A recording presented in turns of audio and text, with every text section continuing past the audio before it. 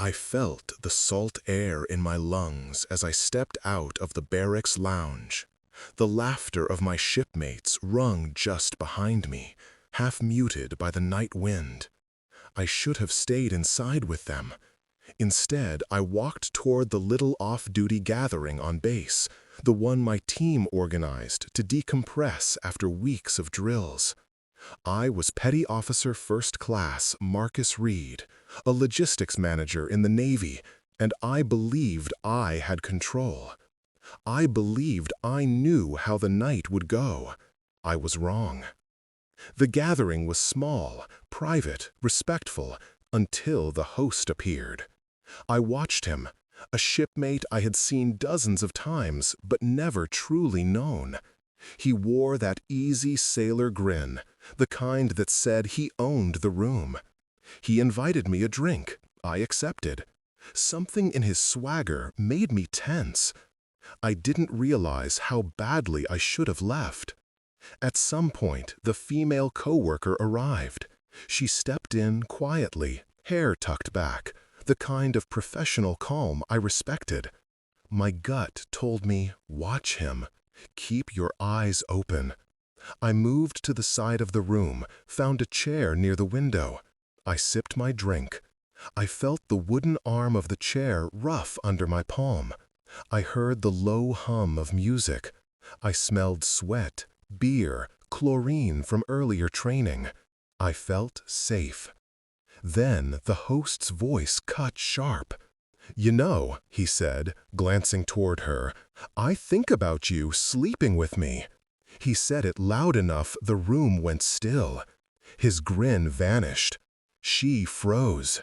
I stood, my heart hammered. What the hell is he doing? I thought. She left the room. I saw her leave, hesitated. Something rose in me, a protective instinct I didn't expect. The host's posture changed. I watched his eyes narrow. He shoved something in his jacket. He exited the guest bathroom a few minutes later, the door swinging shut behind him. I stayed near the window. I watched the door. A trembling in my chest told me something was wrong. Later, I discovered the host had installed a hidden camera in the bathroom, aimed at her. I found out because another attendee, someone I barely knew, noticed the camera first. He moved it early, before anyone used the restroom. No one said anything yet, but I saw it, the little lens peeking around a light fixture. I stepped away before the host could see me. My skin felt cold. My mind raced. I have to do something. Then the cryptic warning came. The mysterious ally, a new coworker I just met a few weeks ago, someone who seemed quiet, distant, an old family friend of one of the team, burst in, flustered, eyes wild. He shoved a paper into my hand. "Don't log on to your system after midnight," he gasped.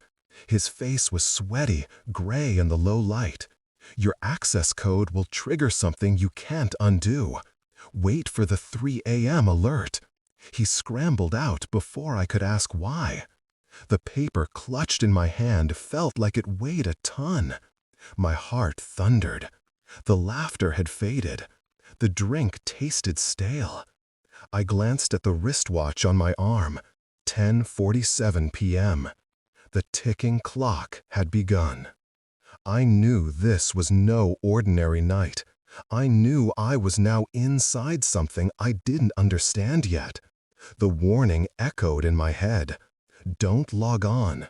You'll understand by 3 a.m. I didn't know what trigger meant. I didn't know what would happen if I logged in. But I knew I would not ignore it. By day, I was logistics manager aboard the ship, a well-ordered job. Inventory, supply lines, manifests, order codes, everything had its place. The sea was my domain. The deck gave me structure. I wore the uniform, served my country, believed in honor, believed in respect. I believed I knew what my life was, but I carried a wound.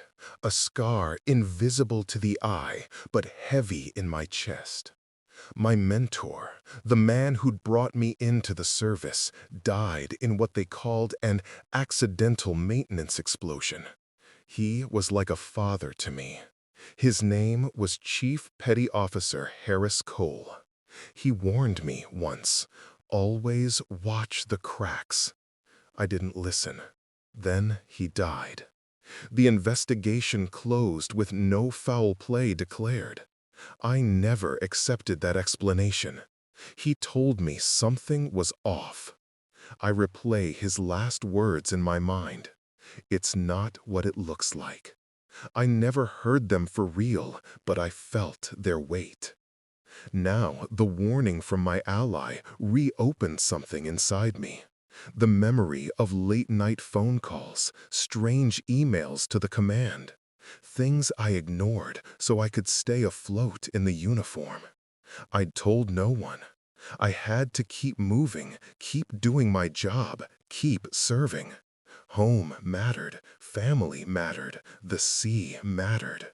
But the wound stayed. Recently, weird things had happened, minor at first. I came back from shift and found my locker drawer slightly ajar. I closed it, told myself I must have left it. Then I noticed the photo I carry of Chief Harris Cole with a grin was shifted. I felt watched. I got an email from a flagged address, subject line, watching, blank message. I ignored it. Then, overnight, my ID badge failed one morning as I tried to board. The scanner lit red. I reported it as a glitch. I thought nothing more. A week later, I found the bathroom mirror in my quarters had a small lens glinting faintly. For a second, I thought I imagined it. Then I removed it, reported nothing. Why had I removed it? Because I felt shame that I hadn't thought to record it. Because I was trained not to make waves. And now the warning sat in my hand. Don't log on to your system after midnight. The subtle creeps had escalated. They told me, you are not safe. The uniform doesn't protect you. The rules don't protect you. Someone is watching. Someone wants to control things. I felt the old wound open wide. Is this connected? I asked myself. Does Harris's death tie into this? I didn't know yet, but I felt it. Below my calm exterior, I moved faster. My fingers tapped the paper. My mind replayed the host's brazen comment about the coworker, the hidden camera incident. I felt shame I had not stopped it earlier. But maybe this night gave me more than shame. Maybe it gave me purpose. My heart kept rhythm like a hammer. Can I do this? Am I ready? I surveyed the room I'd stepped into earlier. The party had ended. I cleaned my glass, muttered goodbyes. I left early. I walked to the barracks quietly. My mind churned. I climbed into bed, but sleep slipped away. Every creak of the ship, every shift of weight in the bunk beneath me woke me. I stared at the ceiling. What if the warning is real? I asked. My breath came shallow. I felt hollow. By 11:59 p.m., the world outside my window seemed still. The hum of base AC units, the distant rumble of a warship. My smartwatch chimed 12 o'clock. I did nothing. I did not log in. I stared at the ceiling. The wound whispered, "You should have done more for him. Do more now." I clenched my fists under the sheets. A decision formed. I would act, but I didn't yet know how. At exactly 3 a.m., my phone buzzed. I sat upright in the dark. A call from the Naval Criminal Investigative Service. My heart froze. I answered. "Petty Officer Reed," said the voice. The official tone, no greeting. "We are calling regarding the incident aboard your command last night. You will want to know that you triggered an emergency lockdown warning code. Your login credentials were used to initiate the event. You are under immediate investigation." My mind jolted. "What event?" I asked silently. The voice continued. "You have 48 hours to respond. You are currently the prime suspect. You are not a victim. You are under scrutiny." My blood ran cold. Not me. I had logged out. I had obeyed the warning. I had done nothing. "But I didn't log on," I said aloud, my voice unfamiliar even to myself. The voice paused. Then, "All evidence shows your biometrics, your ID badge, and your user profile conflicted last night. Access was initiated under your account. The bathroom surveillance footage shows your card in proximity. You must surrender your personal electronic devices." My stomach turned. I looked at the paper still on my bedside table. I thought of the hidden camera in the bathroom at the party. But this hit harder. The event they referenced, some catastrophic system failure, they said I initiated it. The very thing the warning told me to avoid. I had become their suspect. My mind raced. Now what? I swallowed hard. The official didn't wait. The call ended. Silence slammed into me like a wave. I sat in the darkness, heart pounding. My phone glowed with the last words. My uniform felt heavy. The room felt smaller. If I wanted to know what the agent told me next, subscribe now and comment. Cliffhanger. I didn't sleep. At 4:17 a.m., my ally, quiet, distant, unexpected, glided into my bunk quarters. I jolted upright. "You weren't hiding," he said. His voice was calm but firm. The night air from the open porthole brushed his face. "They are not coming to help you. They are coming to collect you." I stared at him. My mind reeled. "What do you mean?" I asked. The room felt the age of its paint, the faint smell of engine oil. He ignored the question. He reached into his coat and pulled a USB drive and a folded letter. "This is real," he said.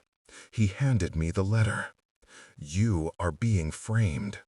The event you initiated was arranged. You serve as the scapegoat."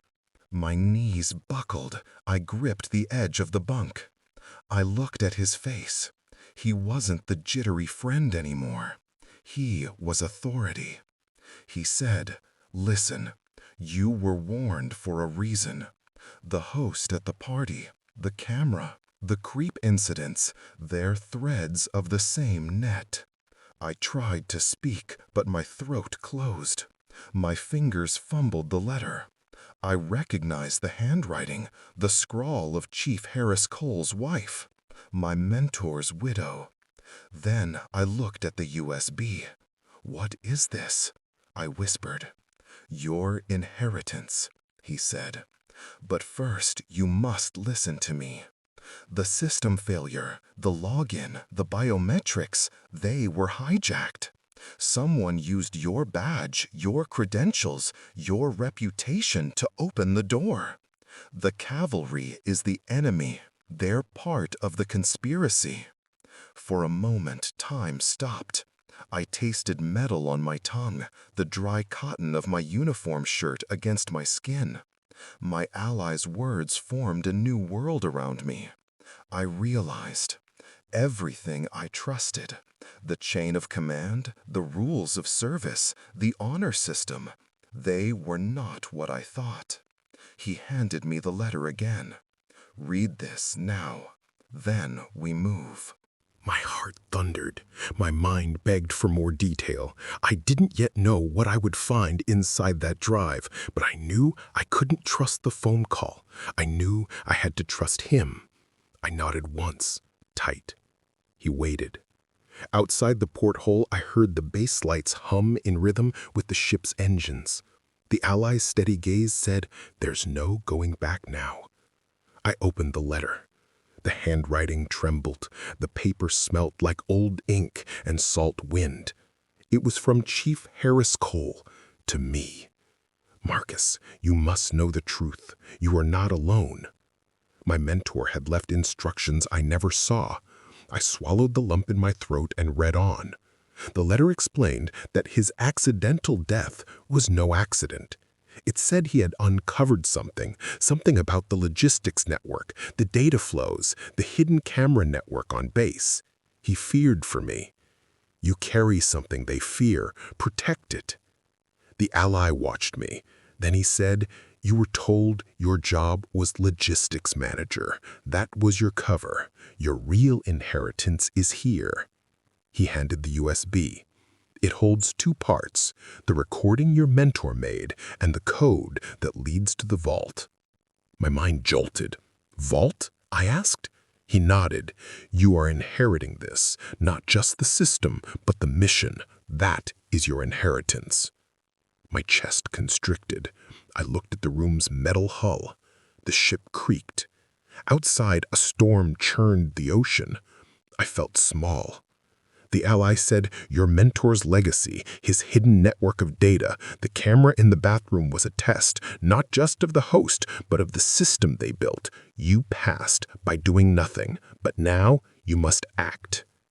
I thought of the host's cruelty, the hidden camera, the unspoken threat. I thought of my mentor's death. I felt anger, desperation, clarity. The letter continued, "Find the vault beneath the old command silo. Use the drive. Use your ID. Use what they will call a trait they never understood." I looked at the USB again. I looked at my ally. My mind asked, "What trait?" He said quietly, "You'll see soon. Let's move." I stood. My body felt electric. I realized the structured life I believed in was a facade. The inheritance was more than a drive and a letter. It was a claim. It was a mission. I clenched the letter. The words burned in my mind. I must find the vault. I must reveal the truth. We moved fast. Under cover of darkness, we slipped from the ship to a decommissioned silo deep in base. The ally guided me through rusted corridors, wallpapered in shadows. My boots echoed. My heart thudded. I held the USB like a grenade. I felt sweat bead on my temple. This is it. Then he stopped. He faced me. The lights flickered. He looked me in the eye. "Marcus Reed," he said, "you are not who you think you are." My heart froze. "What do you mean?" I whispered. He pressed a small card into my hand. It bore a serial number, not a name. "Your ID badge isn't just logistics. You are Project Atlas." My mind blanked. "Project Atlas?" I asked. He nodded. "They created your role so you would never suspect. You are the first prototype. The system they built in silence. They want to replicate you, control you, use you. Your mentor found out. He died because of you." I staggered. The air felt cold. I tasted bile. "Me? A prototype?" I shook my head. My life as I knew it collapsed. He continued, "They adopted you as Marcus Reed. Your father died when you were young. Your mother remarried. You enlisted. But your blood, your biology, they set you apart. They programmed you. They monitored you. The hidden camera on base was part of the network they built. You eventually triggered what they wanted. They framed you. Your mentor tried to protect you. He left the letter." I felt a scream rise in me. I closed my eyes. I saw his face. Chief Harris Cole smiling, signaling to me. Then the explosion, the clandestine meetings, the odd glitches. It all ties together. I opened my eyes. I looked at the ally. "Why me?" I asked quietly. He said, "Because you were the original. They want to build many like you. They viewed you as a resource, and you carry the secret they cannot replicate fully." My wounded past, his death, was an assassination to protect this secret. I saw it now. I collapsed to one knee in the rust-worn corridor. My uniform felt like a costume, my identity a lie. The alliance I trusted was part of a design. I looked at the USB and the letter. They held the truth. I grabbed them. My mind turned from shock to purpose. I am not their product. I am their threat. He helped me up. "We go now," he said. My body trembled, but for the first time I felt resolved. The tidal wave of revelation surged inside me. I felt fear, yes, but now clarity. The wound that haunted me became fuel. I would finish what my mentor began. We reached the sanctuary, an old underground data vault under the base. Massive metal door. The plaque read, "Logistics Command Data Archive." But this was more. I slid the USB into the slot. My badge scanned. The door groaned open. Inside was a cavern of blue-lit racks, wires threading overhead like vines. A humid breath of stored secrets. I smelled ozone. I felt the low vibration of servers. On a central console, I watched a holographic file. Title, Project Atlas, Replication Protocol. The screen flickered. I swallowed. My eyes darted. Videos, spreadsheets, DNA charts. My face appeared in one frame, my voice in another. They logged my deployments. They tracked my biometrics. My life was data. My entire identity archived. I felt exposed. The ally stood behind me, silent. My breath came fast, my heart a jackhammer. Then I saw a second file. Event night, host party camera feed. The bathroom footage, the hidden camera, the hosts bragging, the manipulated login, the data leak, the frame-up. I watched myself walk away. I watched someone else use my badge. Control shifted. I realized how I'd been used. The system flagged two protocols, acquisition or revelation. The ally pointed. "Choose," he said. "You can comply, hide, let this all be buried and survive. Or you can reveal everything, fight." I looked at the terminal. My fingers hovered over the keys. I felt the weight of the uniform, the badge, the name I'd carried. I thought of the hometown I left, the family I'd visited, the pride I'd felt. This is the moment. I chose. I hit revelation. The vault doors behind us blasted open alarms. Red lights flooded. My ears rang. The base security system triggered. I saw armed figures rushing down the corridor. I turned to the ally. "Let's go." He nodded. We grabbed the USB and all the files we could. My blood roared in my ears. The air felt thick. I sprinted through the vault, past racks, past corridors, past flashing lights. I leapt onto the stairwell. We ascended. The sanctuary shook with echoes of pursuit. We burst out into the night air. Sirens wailed. Searchlights crisscrossed the sky. The ocean roared beyond the base fence. I tasted salt and adrenaline. I felt my heart open wide, eyes blazing. I didn't run anymore. I fought. I dashed toward the transport car waiting nearby. The ally tossed me the drive. I strapped it into my bag. I glanced at the base gates. Armed security poured through them. They scanned the field. They shouted. I sprinted. I vaulted into the car. The engine roared. We sped away. In the rearview mirror, I saw the base fade behind us. I exhaled hard. My uniform shirt clung to my back. My body seeped with tension, relief, resolve. I looked at the ally. He nodded, quiet. I touched the USB. We are going public. My mind settled into clarity. This is my inheritance. This is my truth. I thought of veterans. I thought of respect, honor, gratitude. I thought of home, family, support. I thought of the betrayal I uncovered, the hidden deed I stopped, the predator I helped expose. I thought of the secret conspiracy I brought to light. My wound still throbbed, but it no longer controlled me. I now wielded it. I now belonged to something bigger. I stared at the horizon where the first light of dawn crept. I said to myself, this isn't over. I will leak the files. I will speak the truth. I will expose the system they built.